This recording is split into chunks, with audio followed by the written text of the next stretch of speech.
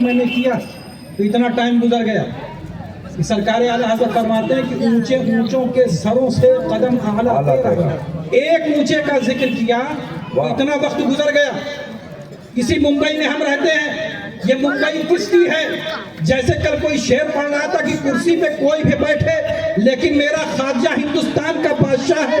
ویسا ہی میں بتا دوں کہ اس ممبئی کی کرسی پر کوئی بھی بیٹھے لیکن ممبئی کی سلطنت مخدوم ماہری کے ہاتھ میں ہے. اسی لیے میں بتاتا ہوں کہ اتنی بڑی بڑی شخصیتیں اسی ممبئی میں موجود ہیں. اتنے بڑے بڑے اولیاء کرام اسی ممبئی میں موجود ہیں. پوری دنیا میں نگاہیں اٹھا کر کے دیکھیے, ایک سے ایک اولیاء کرام تشریف فرما ہے. اسی ہندوستان کی سرزمین پر نہ جانے کتنے اولیاء کرام نے اس اسلام کی تبلیغ و اشاعت میں اپنی جان اللہ اور اس کے رسول کے حوالے کر دی. لیکن حال یہ ہے کہ اتنی ساری شخصیتیں موجود ہیں لیکن ان شخصیتوں کے منصب کو, ان شخصیتوں کی عظمت کو, ان شخصیتوں کی رفعت کو نہیں سمجھ سکے. لیکن ایک ہستی ایسی ہے جسے خواجہ خواجگاہ, خواجہ غریب نواز رضی اللہ تعالیٰ عنہ کہا جاتا ہے. ان کی شخصیت کے بارے میں کون نہیں جانتا. ان کا حال یہ ہے کہ آج سروے کرا رہے ہو, ارے ذرا ہسٹری اٹھا کر کے دیکھے. تم نے تو صرف 100 سال پہلے کی تاریخ اٹھا کر کے دیکھا اور تم کو پتا چل گیا کہ یہاں کچھ اور رہا ہوگا.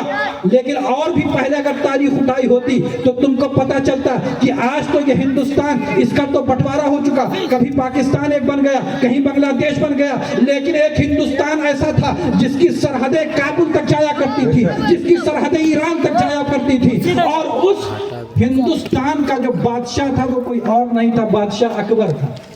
اس بادشاہ اکبر سے پوچھو کہ اس ہندوستان پر راج کس کا ہے.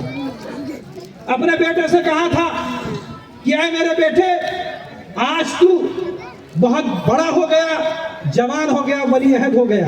اور میں بتاؤں کہ اس کے پیچھے کا واقعہ یہ تھا کہ اکبر نے نہ جانے کتنی فتوحات کی, نہ جانے کتنی اسٹیٹ کو اپنے قبضے میں کیا, لیکن اتنی ساری دولت, طاقت, سب کچھ ہونے کے بعد اس کے گھر میں کوئی اولاد نہیں تھی. رنتھمبور کا قلعہ فتح کرنے کے بعد ننگے پیر اپنے وقت کا بادشاہ, اپنے وقت کا شہنشاہ پیدل بارگاہ غریب نواز میں پہنچتا ہے اور اپنے دامن کو پھیلا کر کے کہتا ہے کہ اے غریب نواز, ساری دنیا یہاں سے برکتیں لے کر کے جا رہی ہیں, آپ نے بہت کچھ نوازا ہے, لیکن میں آپ کے بارگاہ میں صرف اس لیے حاضر ہوا ہوں کہ آج کوئی مجھے ذل سبحانی کہہ رہا ہے, کوئی اعلیٰ حضرت کہہ رہا ہے, کوئی بادشاہ کہہ رہا ہے, کوئی شہنشاہ کہہ رہا ہے, لیکن آج تک میرے کان ترس گئے کہ کوئی مجھے باپ کہہ کر کے بلائے. تو سرکار غریب نواز آپ کی بارگاہ میں حاضر ہوگی, کوئی لڑکا مل جاتا, کوئی اولاد ہو جاتی, تو یہ کہہ کر کے جا کر کے سوتا ہے. خواب میں کیا دیکھتا ہے کہ سرکار غریب نواز رضی اللہ تعالیٰ عنہ تشریف لے کر کے آتے ہیں. اور کہتے ہیں کہ اس چھوٹے سے کام کے لیے تو میرے پاس آ گیا, واہ واہ واہ واہ, جا میرے بیٹے کے پاس چلا جا, شیخ سلیم چشتی کے پاس, ان کی بارگاہ میں جا کر کے عرض کر, اور جب وہ تیرے لیے دعا کریں گے تو تیری دعا قبول ہو جائے گی. بے شک, سبحان اللہ. وہاں سے چل کر کے جن لوگوں نے نہیں دیکھا ہے جا کر کے دیکھ لے کہ وہ حضرت شیخ سلیم چشتی علیہ الرحمت و رضوان کا مزار, میں نے بہت سارے مزارات دیکھے ہیں, اس لیے کہ بہت سارے مزارات کو بنانے والا کوئی سیٹھ رہا ہوگا, لیکن حضرت شیخ سلیم چشتی کا مزار بنوانے والا بادشاہ تھا. اتنا زبردست کہ سنگ مرمر لگے ہوئے, بلند دروازہ کہ اگر دیکھنے لگے تو سچ مچ حال یہ ہوتا ہے کہ ٹوپی گر جاتی ہے. اتنی اونچائی پر شیخ سلیم چشتی کی بارگاہ میں اکبر آتا ہے اور کہتا ہے سرکار میں نے خواب دیکھے تھے اور مجھے یہاں پہ بھیجا گیا ہے. حضرت شیخ سلیم چشتی فرماتے ہیں کہ اپنا ہاتھ اٹھا, دعا مانگ, فقیر آمین کہے گا تیری دعا قبول ہو. سبحان اللہ.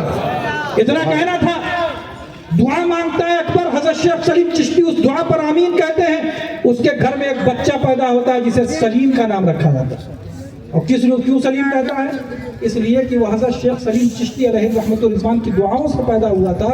تو صرف اپنے احسان کو ظاہر کرنے کے لیے کہ میرے اوپر یہ احسان کیا گیا, اپنے بیٹے کا نام اس نے شیخ سلیم چشتی کے نام پر رکھا اور اس کا نام سلیم رکھا. اس کو شیخ محبت سے کہا کرتا تھا. جب وہ لڑکا بڑا ہوا تو اتنی بڑی اسٹیٹ کا مالک, پورے ہندوستان کا مالک, اگر آج کوئی ایک صوبے کا مالک ہو جائے تو اس کے بات کرنے کا اسٹائل بدل جاتا ہے. اب ذرا آپ اندازہ لگائیے کہ وہ اس وقت کے بادشاہ کا لڑکا تھا. جب بڑا ہوا تو اکبر نے کہا کہ اے میرے بچے، آج میں تجھے ایسی بارگاہ میں بھیج رہا ہوں جہاں سے تو مجھے ملا تھا، جا وہاں پر جیسے ہی تو پہنچے گا نہ جانے کتنے فقراء اکٹھا ہو جائیں گے، لوگوں کی لائن لگی ہوگی، میں تیرے ساتھ اشرفیوں کے قافلے کر دیتا ہوں، اپنے ہاتھوں سے نکالتے جانا، دیتے جانا، کسی سے کچھ پوچھنا مت، جو تیرے سامنے آئے گا اس کو دیتے جانا، نوازتے جانا، اور جب بارگاہ غریب نواز میں پہنچنا تو اپنا سر اٹھا کر کے نہ جانا، اپنا سر جھکا کر کے جانا۔ سبحان اللہ، واہ واہ، تو وہ بھائی بڑا چنچل لڑکا تھا سلیم، اس نے کہا ابا جان یہ ساری باتیں تو سمجھ میں آ گئی کہ آپ مجھے اس بارگاہ میں بھیج رہے ہیں، وہاں سارے فقراء اکٹھا ہوں گے، سب کو اشرفیوں سے نوازتا ہوا جاؤں گا، سب کے اوپر لٹاتا ہوا جاؤں گا، یہ بات سمجھ میں تو آ گئی، لیکن بارگاہ غریب نواز میں جا کر کے اپنا سر جھکا کر کے کیوں جاؤں، یہ بات میرے بات سمجھ میں نہیں آ رہی ہے۔ تو اس کے باپ نے جو تاریخی جملہ کہا تھا آپ لوگ بھی سن لے، اور جتنے بھی اس طرح کی حرکتیں کرنے والے ہیں وہ بھی سن لے کہ اس وقت کے بادشاہ نے کہا تھا